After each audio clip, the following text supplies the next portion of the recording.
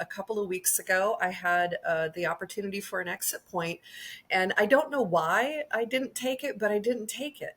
Um, but just having that moment of acknowledging, like, oh, I could step out now. Am I cool with that? And I had this whole conversation with my spirit guides, who apparently were more available to me because we were so close, to this to this date. And I was like, okay, I could step out if I want to, or I can hang out. Thank you for showing me this, and for showing me that I can do it consciously, and that I wasn't afraid. There's nothing in me that was afraid at all. But for whatever reason, I was like, no, you know what? Apparently, I want to see what happens next. But I could go anytime, and that's cool.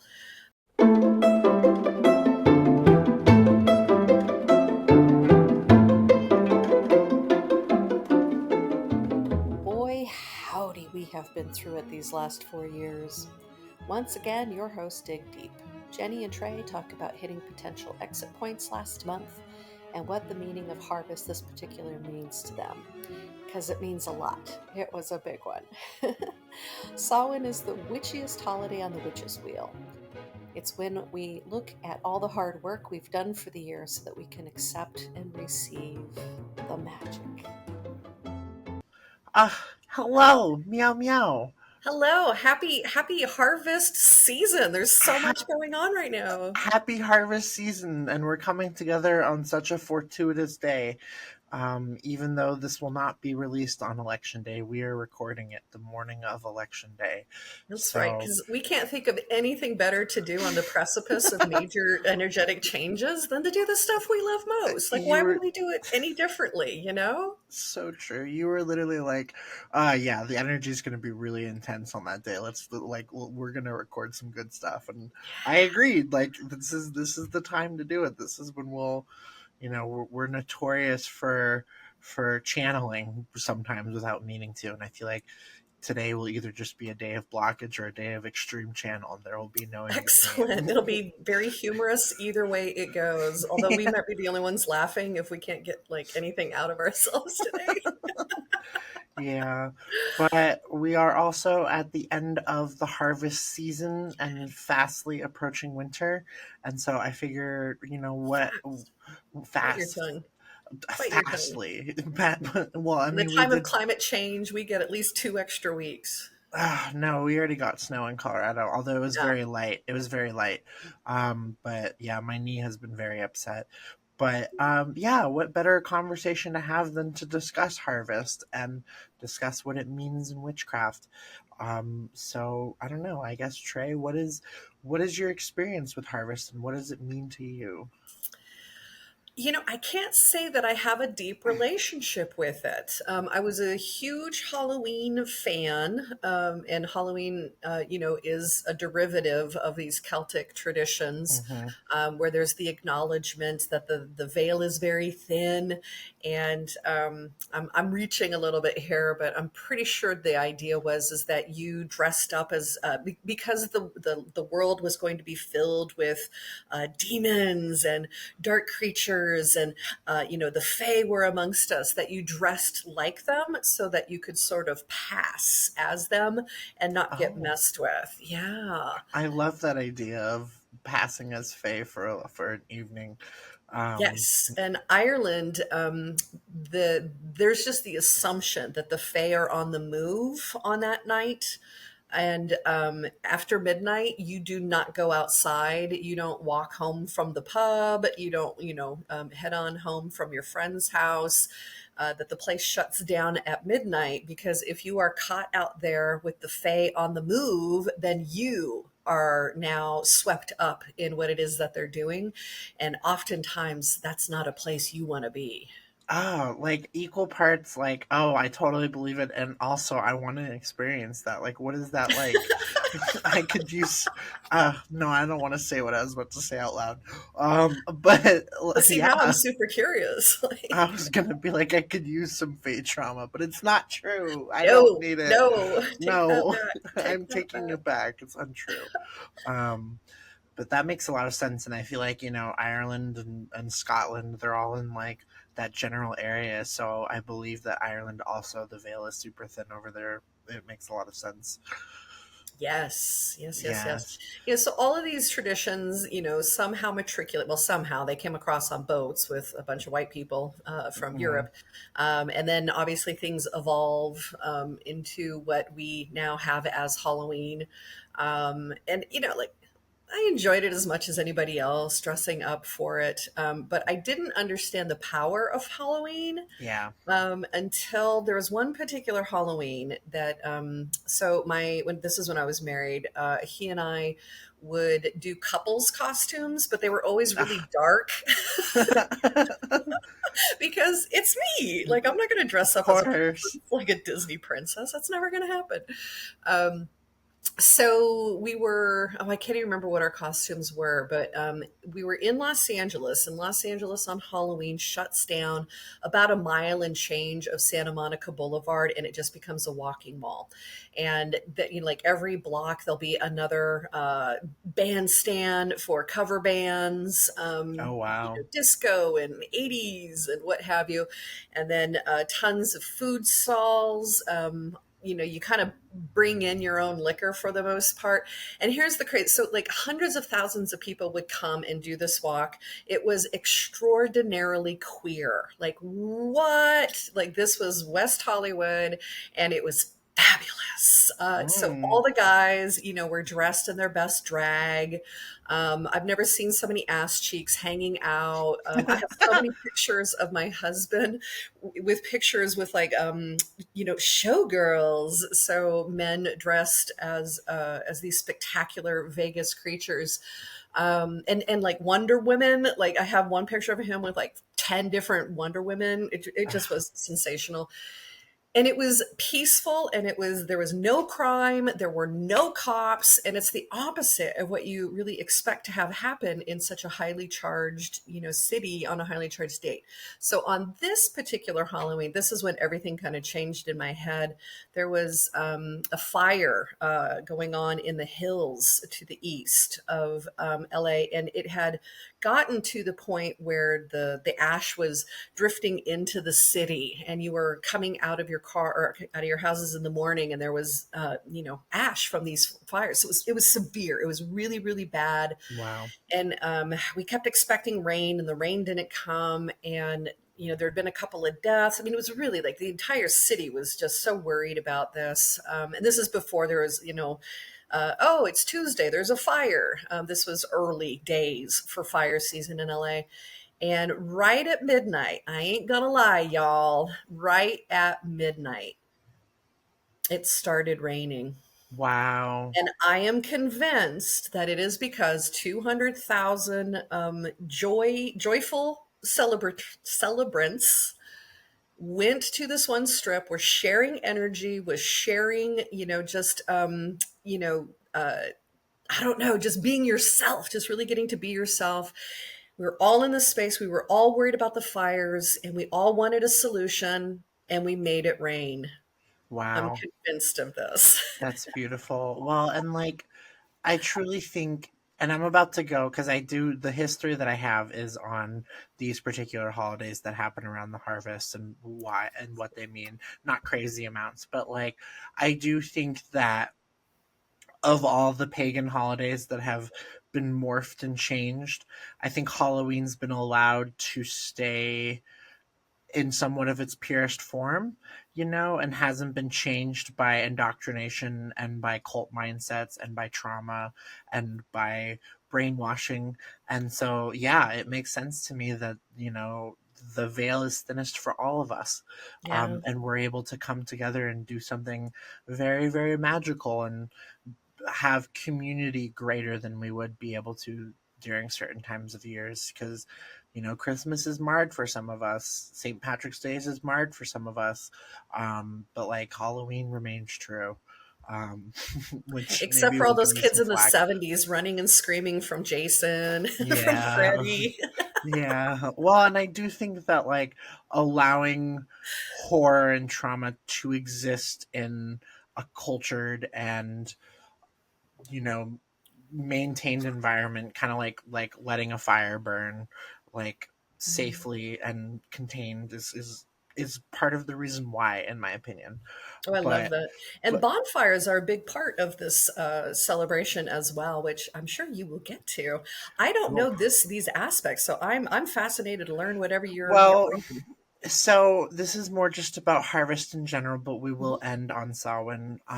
But it just talks about how the harvest is obviously part of it came from the fact that this is the time of year where crops are most bountiful, and you have the widest range of crops that you're able to do, as well as certain crops that are only able to be done this time of year. But more than anything, the harvest is about reaping the benefits of the past year and ending the year on a good note. It is a celebration of abundance and joy, but it is also a signal of the wrapping of the magical efforts for the year, which Mm. I think is very interesting. And this is an idea that I kind of came to last year, but like it's just interesting to me that like taking a break from things after Halloween and just allowing your witchy brain, your witchy mind to rest a little bit, and especially when you look at the fact that we have a holiday season after that, which is not a time of rest for a lot of people. I just think it's very interesting. Um, but And how did that happen? Talk about I trauma. I mean, I gee. know. Well, I wonder if it was intended as rest, like, oh, Thanksgiving we get together and Christmas we have fun and you take off work. But like putting those It ain't things like that together is anymore. so much more work. So Yeah. much more work. But it's important to note that there are three holidays, because the witch's wheel is a celebration of 8 holidays throughout the year that are Okay. supposed to represent the changing seasons, and Okay. three of those holidays fall on the harvest. So the first of those holidays is Lammas, or Lammas, or Llamas. It's Lammas. And then there's another version of it that I'm not even going to attempt to pronounce because I did not look it up. This one is observed on August 1st. It's named for Lu, the Celtic god of the sun, and it celebrates light, food, and life. Mm. The Sabbath is centered around the grain harvest, and witches often bake bread. So it's the time of year to begin calling in these energies and begin, forming together these ingredients for yourself to say, okay, this is where we start reaping these benefits and start sowing them. Mm. And then next comes Mabon, which falls around September 21st, but is also known as the autumnal equinox. In this Yes. On this day, the idea is that light and dark are in perfect balance, with the day and the night being exactly equal. It's referred to as the witch's Thanksgiving, and is the perfect time to just offer thanks and offer offerings to your gods and goddesses. And then, of course, the season ends with Samhain, which is spelled Samhain but pronounced Samhain, and it is considered to be the darkest and most witchy of all the Sabbats. And the idea being that it is an acknowledgement of death and it is acknowledgement of sorrow and loss, but still a celebration of life. And specifically the quote of a celebration of life in the midst of death.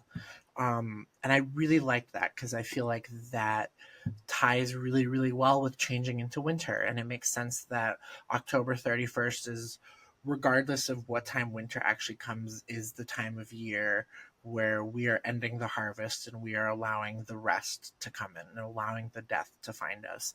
Um, and I think, especially on the precipice of such an important election, recognizing the celebration of life that we have amidst all of this death, amidst the potential death, understanding what death means to us, is really important. And so I really like that.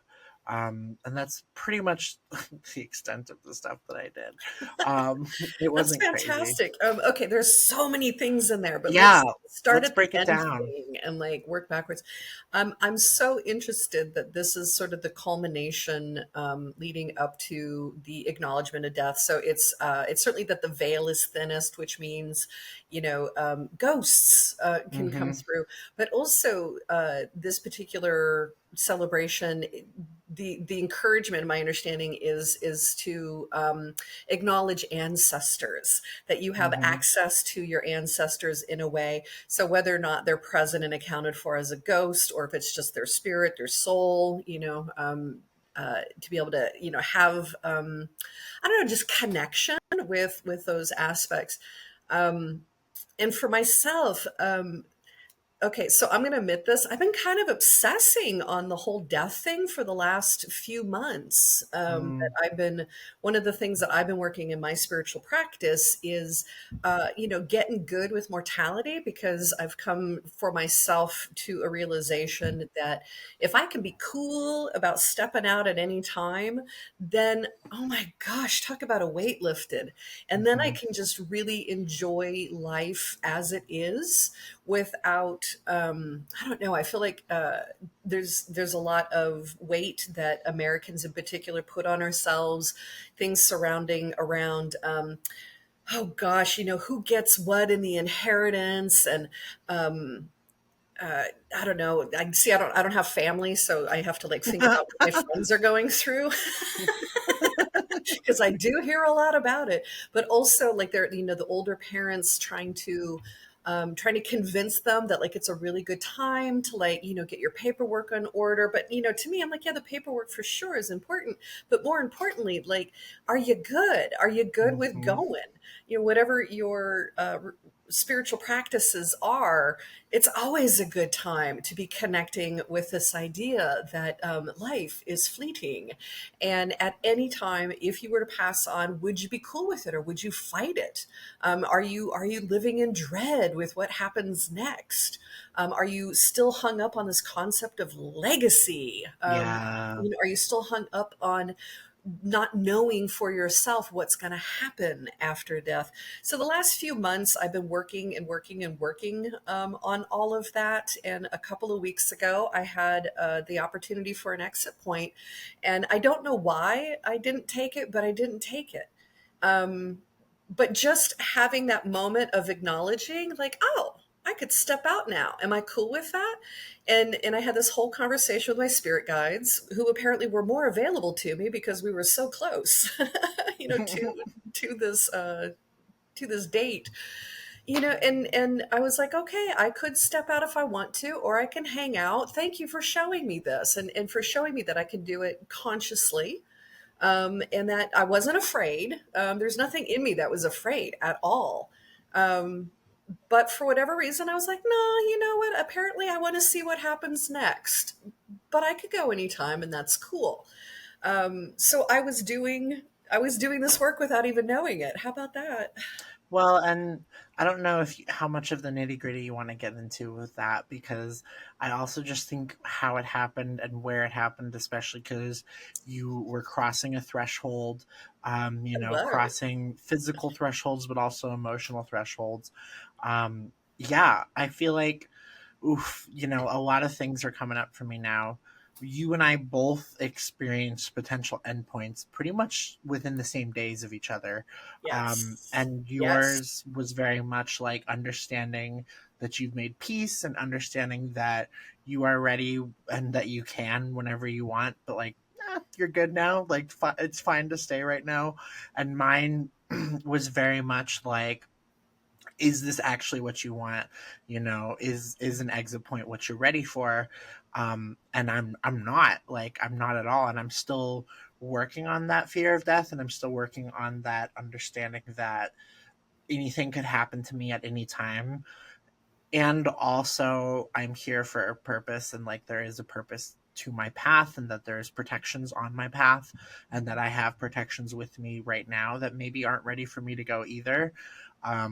And it's very interesting to think about having Samhain being that time of year where you reflect on death. And you made the comment about like people when they're approaching death getting their stuff in order and getting themselves in order and making sure that they're ready.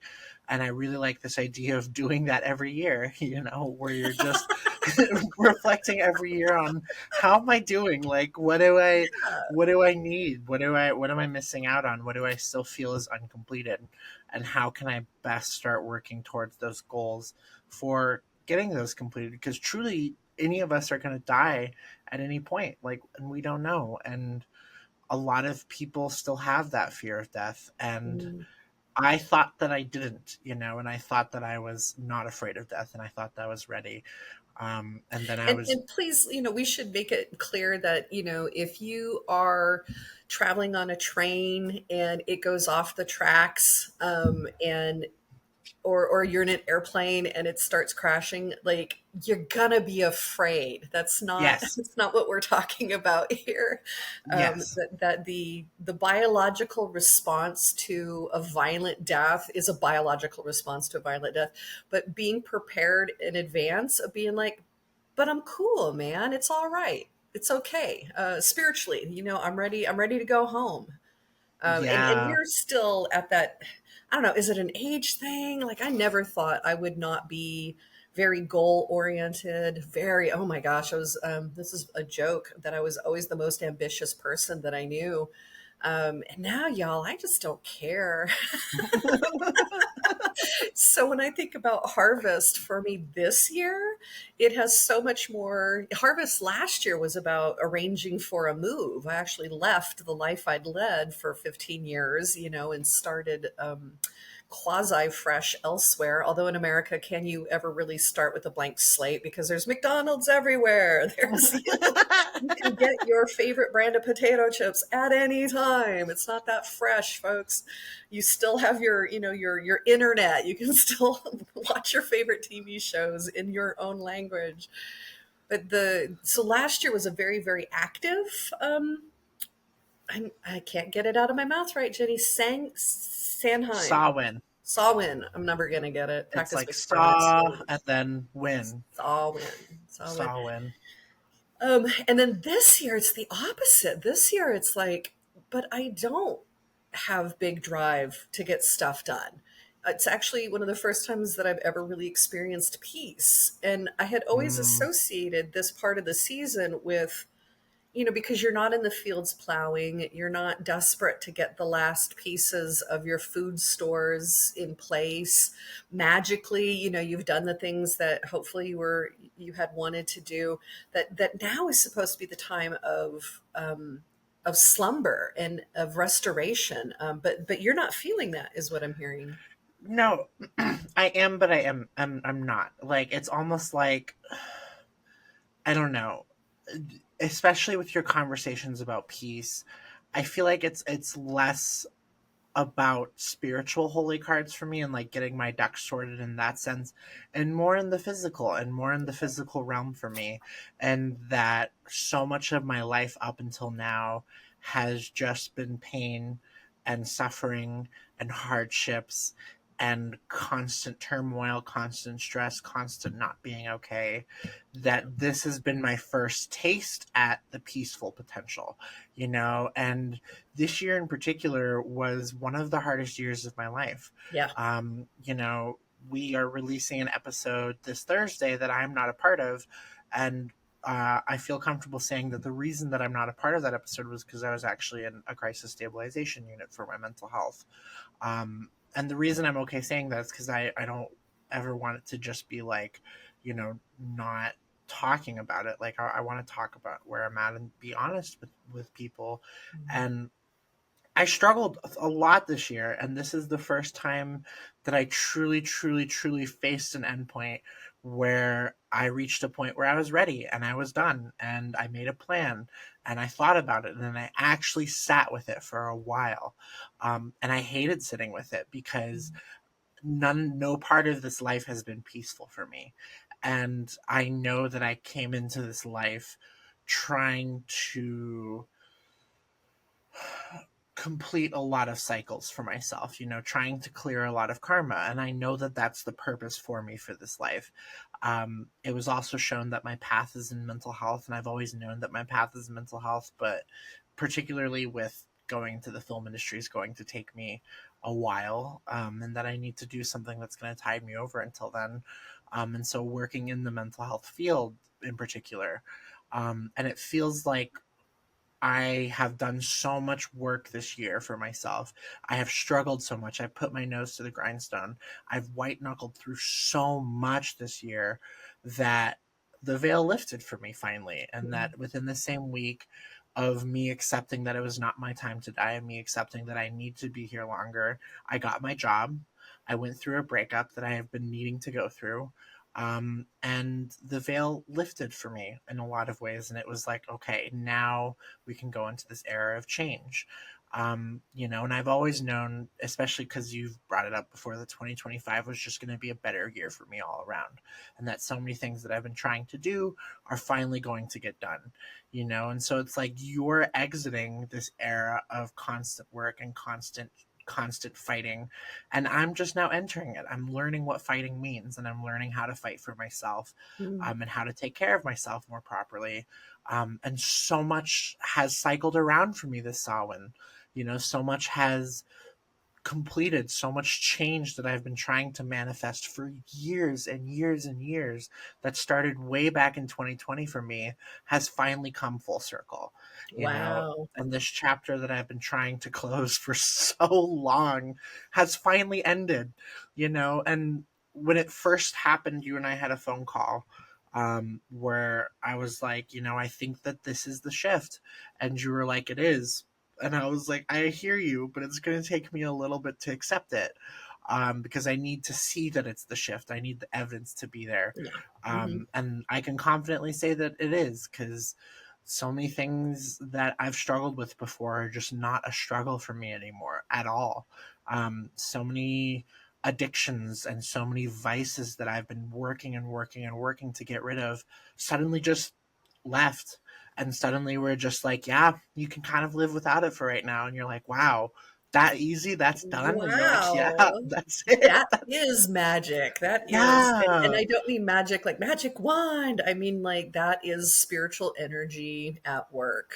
Beautiful. Yeah. So I do think I am entering into this period of rest for me for a little bit, but it's a period of change. It's a period of, I've done all of this mental work, and now it's time to just sit back into the physical work for a little Mhm. bit, and allow myself to just reap these physical benefits. Um, and it honestly sounds really peaceful, and it relaxes me to know that, and it relaxes me to know that I have worked through all of these things, and that my spirits are like, yeah, you're there, you've been doing it, and now it's time for the physical to finally catch up. Wow. Okay, Big like way. I'm just my heart is just singing for you. Holy Toledo. Thank And thank you you. so much for sharing that. Yeah. And you've been sharing it the entire time that we've been doing this podcast. So can you give an example of when you say that there was like an addiction thing that Mhm. that just I don't know, your spirit just let go of? Like what do you mean by So that? I've always struggled with weed and marijuana, and when I say struggled, like, there have been clear benefits and there have been clear downsides. And I have not been able to weigh one against another properly, where there'd be months of my life that I would go without smoking and I would fall back into Hmm. and then there'd be months and years of my life where I'd continue to smoke. And there would be periods of healthy smoking where it was healthy and it was safe, but it would always drift into, this is no longer healthy and this is no longer safe. And unfortunately, weed is tied directly to my food addiction as well, because I Sure. do have binge eating disorder. And, getting the munchies on weed, like, it sounds like a fun thing, but when you struggle with eating, it's awful. And there are people who I know who struggle with eating on the other end, and they use weed to help them eat. But with me, I have a struggle not eating. And with weed, I was just constantly hungry all the time, and my ability to feel full was really turned off. And so when I went to Santa Fe House, which is the name of the crisis stabilization unit, um, I got started. First of all, I got my bipolar diagnosis, which I've been needing for a while, and I Mhm. got started on two medications. Mhm. Um, and these medications gave me energy, and they gave me the ability to focus a little bit more. They're not ADHD meds. I am not, my ADHD is untreatable, but they filled in some of these spaces that weed was filling in for me, where suddenly, oh my God, I can wake up and I feel good and I feel ready throughout the day. Suddenly, I can clean my room for an hour and I don't have to like psych myself into it. I don't have to spend all this mental energy getting Wow. myself prepared to clean, because that's what it was. It was constantly having to expend mental energy to get myself to do tasks around my house, around my life. And weed would turn that off, where weed I could smoke and all the constant rambling thoughts about having to do this task would turn off and I could do it. Mhm. But suddenly that's not a thing anymore. And suddenly it's like, huh, I need to do the dishes. Okay, I can do them for real quick for right now. Huh, I need to cook some food tonight. Like, okay, I can cook some food. This And is huge. I mean, huge, huge, huge. huge, I've huge, been huge. waiting for years. And suddenly, weed just wasn't my jam anymore. I wasn't enjoying it. After I started on my meds, every time I smoked weed, I hated it. Every time I smoked weed, I had a bad time. Every time it triggered anxiety. And Mhm. it was just like, this is not for me anymore.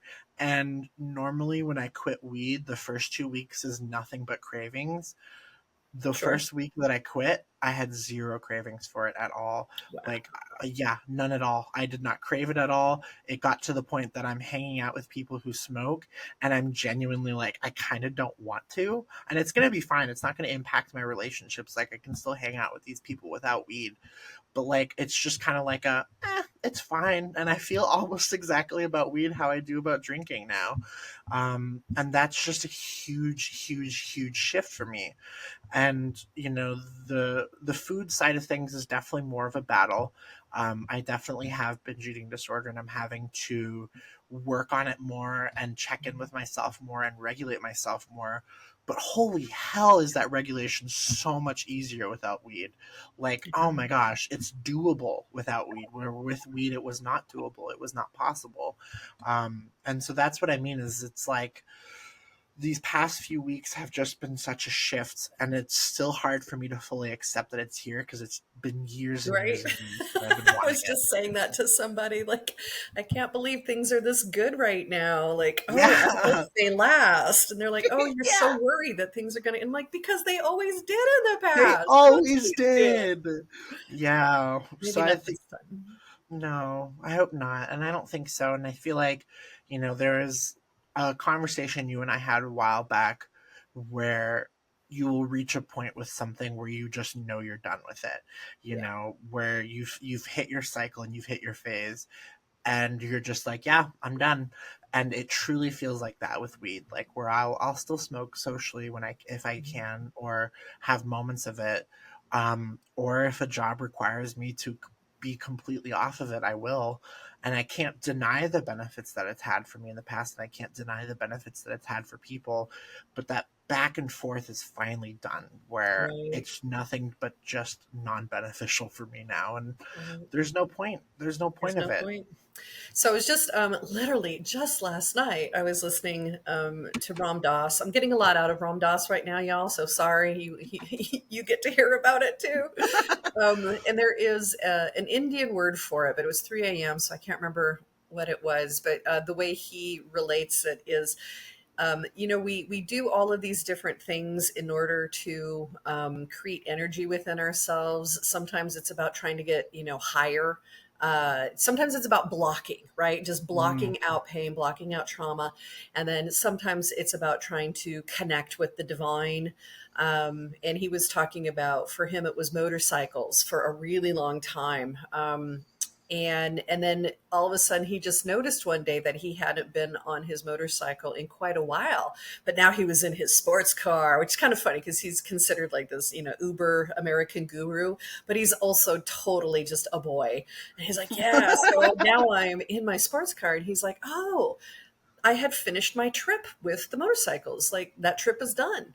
And I'll probably never go back to it again. And even if I do, it's not going to mean the same thing to me because it's never going to Mm. serve the purpose that it was serving. The purpose has been served, and I get to put this down now. And I feel like with addictions, sometimes we get lucky enough to find whatever key works best for us. And I think I have said this on the podcast before. This was Golly, was this during? Yeah, this was during the COVID sequester. I had been experiencing a lot of dark energetic attacks, and I could not find relief, and none of my usual energy healers. It was above their pay grade. And it turns out one of them knew somebody who considered himself an exorcist, and like I just I think that's kind of a silly. I mean, you can use that word, but let's take the charge out of that word. Yes, it's Yeah. getting rid of dark energies. And if the word for that is exorcism, yay. But no, it's not, the Blair Witch Project. Anyway, so he did what he called an exorcist on me. And he's like, oh, wow, these are three of the biggest, darkest things that I've ever tussled with. And honestly, I assume everything is nonsense. Like it's just a sales pitch, like whatever, dude. Like, let's see what happens tomorrow when I wake up. And sure enough, the next day, you talk about feeling way lighter. Not only did I feel way lighter, but my craving for alcohol gone. Hmm. And in lots of spiritual practices, and we've talked about this a little bit before, that we often will get connected with like people who were alcoholics in real life and now they're ghosts, and they're like, oh yay, look, there's people in a bar, I can get them to drink on my behalf because I'm desperate, desperate, desperate to get back to that feeling. So a lot of addiction in my belief system tracks back to these energetic planes and these energetic interferences. So he cleared them for me, and I didn't drink for 2 years. Wow. Had zero, zero. And by the way, I drank pretty much every single day for decades. I was very dedicated drinker. Same thing with cigarette smoking. Just the urge was gone, and when the urge is gone, there's no reason to try to restart it. Although Yeah. some of us do, right? Because we're hanging out with friends or whatever, or we're at a party and everybody else is, having a drink or passing around the bong or whatever, and it just wasn't there for me. And now when I drink, it's usually one of two things. It's entirely associated with my trauma. So if I am drinking, it means I've been triggered on some level. So my PTSD has been activated, and that is the easiest, fastest way for me to be like, well, here we are again. But Yeah. now I have the means and the methods to deactivate it. Like I know how to do that on the spiritual level. And by the way, this is just me, y'all, and I'm not a doctor and I'm not, a sponsor. This is just my journey. And the other piece is if I'm drinking, it's usually because I'm too revved up and I can't figure out how to shift my brain into a different way of being. And alcohol has just always been the easiest way to do that. I Yeah. could take a bath, but like maybe But that would work. it's interesting because the two ways that you describe alcohol for you are exactly how it is for weed for me, where it's like I used Addiction it. is addiction is addiction. Yeah, I used it to shift my consciousness in the moment into something that was more malleable and manageable, or I used it to cope. Mhm. And I would agree that my coping skills have gotten a lot better, and I've been working through that this year, and working towards that, and then with that, my ability to shift my thinking has also gotten a lot better. Yeah. And I also, I picked up crocheting, and crocheting has really like because it's something to do with your hands, and it also takes a lot of your attention and focus.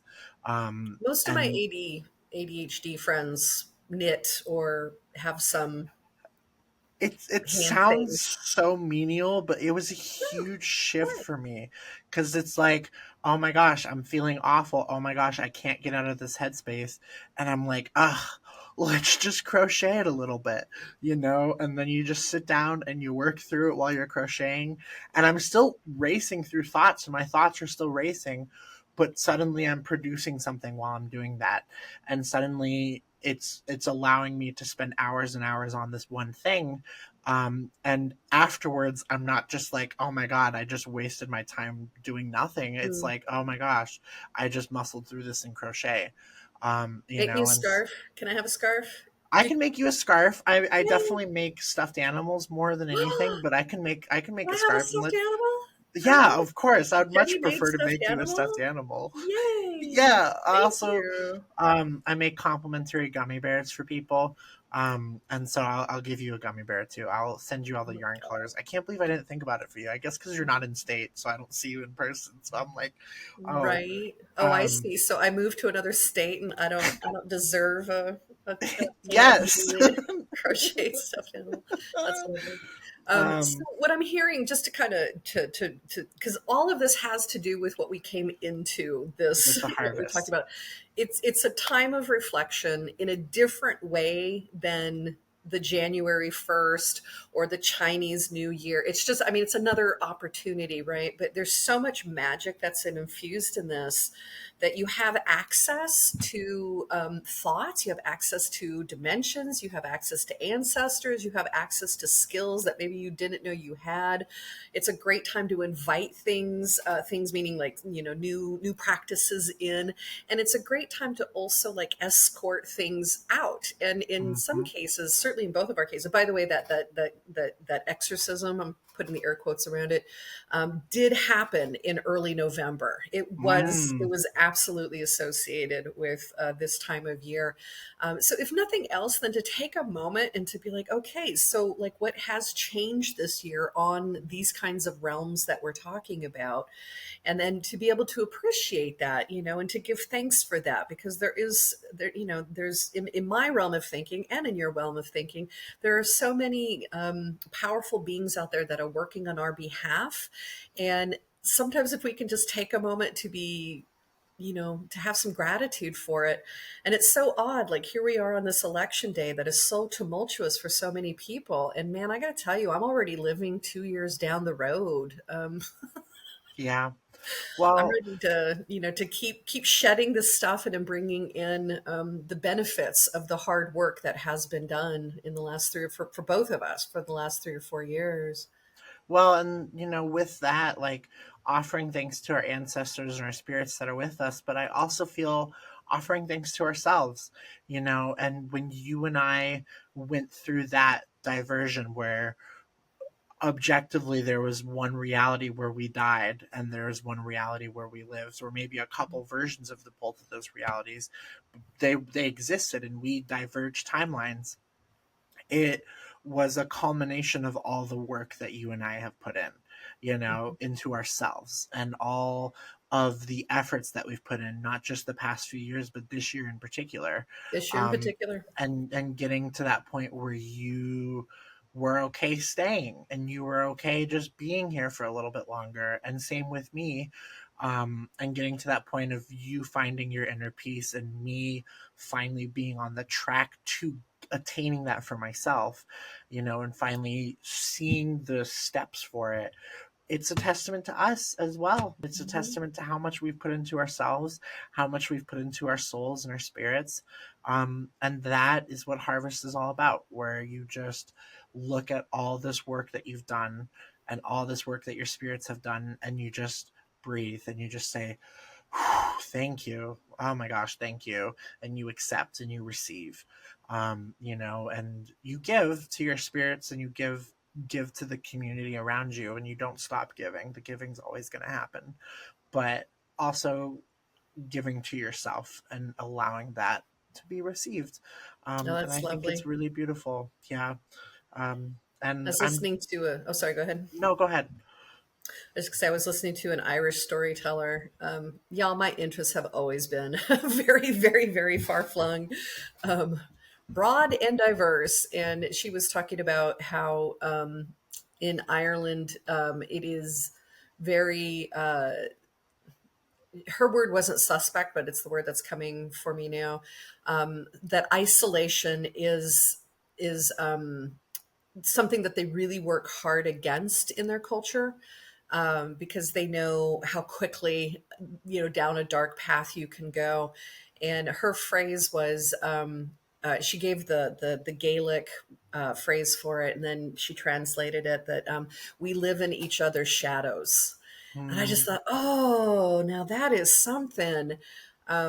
Because it's not just the community shadows or the family shadows, it's also when you can expand it out into all of the, the energetic folks that are trying to help you out, ancestors and spirit guides and archangels, ascended masters, gods and goddesses, that that the shadow that you're in um, is deeply impressive, but also there you are casting a shadow for other people, that they can be supportive of you and to learn from you and to get things from you. So maybe the next phase of all of this is to figure out, like, okay, this is how far I got. Like, what am I going to do with it next? Which Yeah, is kind of well, what and you were talking about. I think that phrase is really beautiful because casting a shadow is usually such a negative connotation, especially in our culture, and just like, oh, cast a shadow over this or that. But like, I think shade is really beautiful, and I think darkness is really beautiful, and allowing yourself to exist in that shadow and exist in other people's shadow and understand the benefit to your darkness and understanding why it's there is really what Samhain is all about, and that's why it's considered the witchiest holidays because it's the darkest, and it's the one where we are living in each other's shadows and also the ancestral shadows. Ah, that's so beautiful. I really love It's that. lovely. Yeah, I really So like that even a in lot. times of big turmoil, the hope is a, it won't last for long, Yeah. that we can get our way through it as quickly as possible.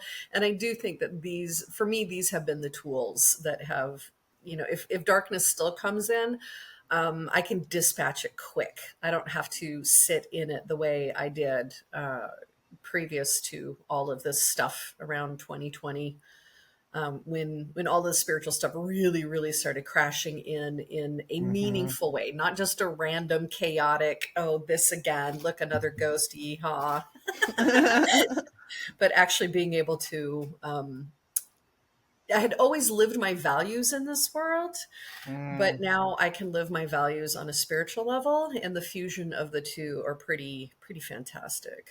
Yeah, that's beautiful. And I know we've kind of been doing our wrap up a little bit, but like I also want to note that after this shift happened for me was the first time I was able to recognize that I was being spiritually attacked. And I don't think that like it's the first time it's happened to me before, but I've always just put the onus on me of, oh, I'm just having a bad time, oh, I'm just doing this thing. And then my oracle cards were like, freaking no, this is something doing this to you, like snap out of it, do some protections, do your stuff, like Wow. ask for help. And it's like, oh wow, okay. And it was a very hard direct message, so yeah. So Such yeah, great so let's arrows. go into that for just a Yeah, little let's bit do here. it. So when you have trauma, um, your, gosh, how do I put it? This sounds so terrible, but it's the truth. When you're triggered, a lot of people use the phrase vibration. Um, Mm, is low, and so you're existing in that really dense, murky space of of misery and despondency, and anxiety, and that's the easiest place for these dark energetic things to come at you. And once it happens once, like it's, there's like portals now, there's little doorways and there's little like cords, and they can come back in and stuff. So for some of us, certainly 100% me, I've had to learn all of the different steps going into, first off, recognizing, like, yes, this is a thing, and then figuring out how to start doing protections, like the very basic level protections.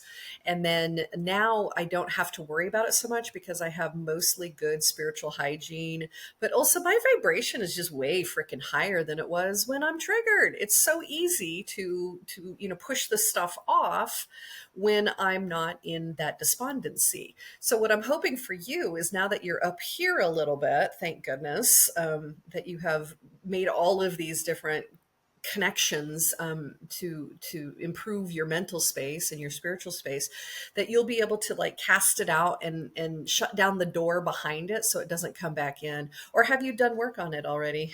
no, so that is very much what I'm being called into next. And there has actually been, so I've always understood that I was going to be connected with three deities mainly in this lifetime, and a few others like casually, or a few others that are just going to be with Sure. me. At happy hour. Yeah. But that there's three deities in particular that I have been called to, and I have been called lately to the third one, to looking into the third one more. Um, and I think she is all about closing those doorways and making those protections happen, and rebirth, And so I haven't started doing that yet, but I want to, and I want to get into it more.